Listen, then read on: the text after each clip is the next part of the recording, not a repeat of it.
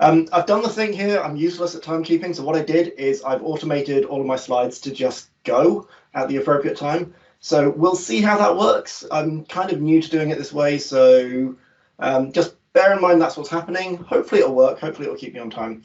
And hopefully we'll finish this, if anything, a minute or two early. We'll see. So hi, my name's Alex. I'm a DevOps mentor with DLM Consultants. I'm a Microsoft Data Platform MVP.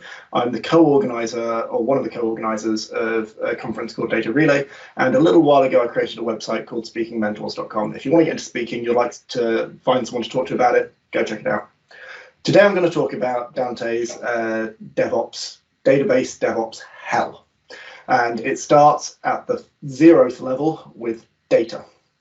The problem with deploying databases is the fact they contain data. Like if you go to any DevOps talk that's not at a database conference, they're spinning up servers and tearing them down and spinning up web apps and tearing them down all over the place.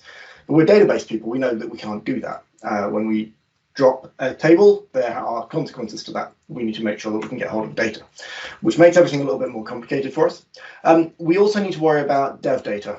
So what's the best data to develop with? The production data, except for the fact that we have data privacy laws and very difficult data privacy ethics that we need to take into account. So we need to make sure that we've got anonymous data available for developers. The first mistake that a lot of people do is they think that developers can work either without data or with bad data sets that aren't very reflective of production. And then lo and behold, we get problems and we don't test things properly. We also end up, because of the complicated nature of creating these dev data sets, we end up using shared databases that just back-end everything. And then we end up with dependencies all over the place. This is the second level of hell. Dependencies all over the place. Not particularly well managed in any sort of architecture diagram, dependencies on other databases through linked servers or views or stored procedures or whatever, 1,000,001 applications that all depend on the database. And that means that we end up with this global tangled ball of mud that's really hard to deploy. And this leads to global failures. These is where you change one thing over here and something completely unintended over here breaks. Like if you go to any DevOps talk, that's not at a database conference, they're all talking about spinning up little tiny isolated servers. Well, that doesn't work very well when all of your data is joined up in some shared backend service, which means that when we do deployments to our database, it's very risky and there's a very high cost of failure. We also have to deal with the release coordination problem. This is the 4th level, 3rd level, sorry, zero-based, obviously. Release coordination. So typically, because of all of these dependencies, to actually release a database, what you actually need to do is release 15 different services in a very specific order that needs to be documented, it needs to be practiced, it needs to be rehearsed, it needs to be custom made. So every single release ends up being custom made and delivered by some poor person, typically in the middle of the night, because this typically involves taking everything offline and doing all your updates and then bringing it all back online again. This leads us to the next level, which is downtime windows. Every single deployment requires a downtime window where everybody's happy that we can turn all the servers off, turn them all back on again, or turn all the services off and turn them all back on again.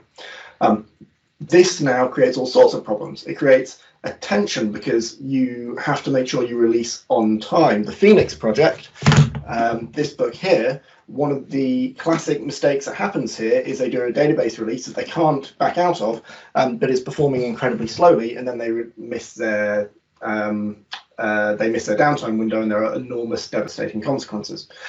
Which means now all of a sudden the stakes are really high. It means it becomes very, very difficult to negotiate a downtime window with the rest of the business. So you're going to get a small number of them. They're only very, very short. And you have to pack a whole bunch of stuff into that. So we get these big bang releases with devastating failure consequences.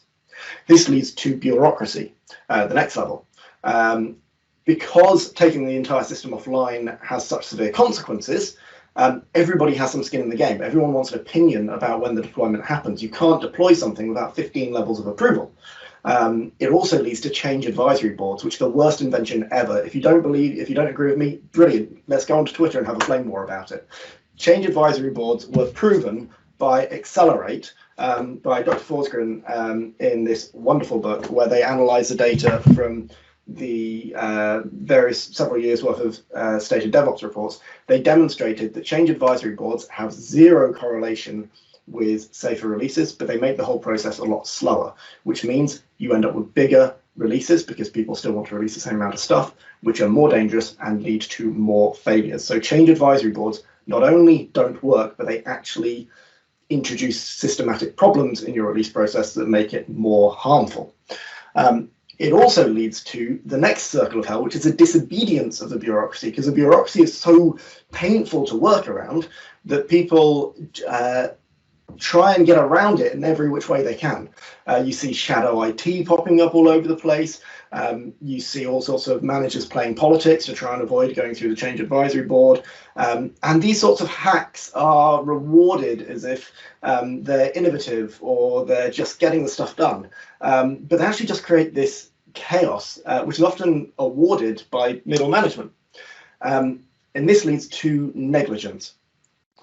Back in the Phoenix project, Gene Kim talks about the 4 types of work. He talks about business projects, which is the stuff you need to release to make your stuff better, new features, whatever. Internal projects, which is the stuff that isn't customer facing, but which kind of improves the way that you work.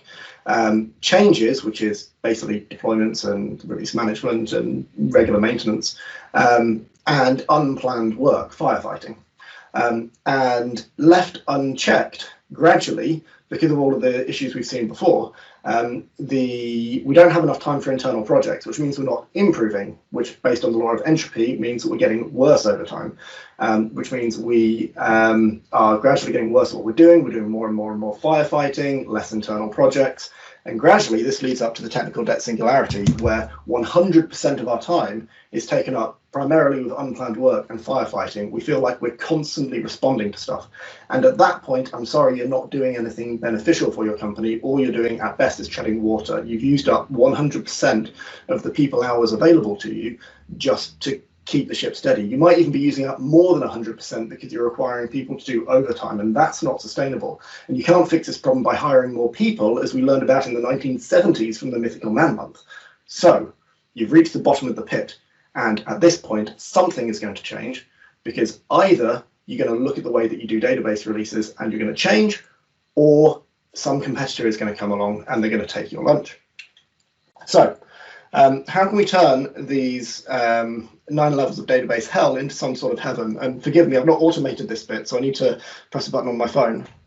Woohoo! Now we're in heaven. So how can we fix this?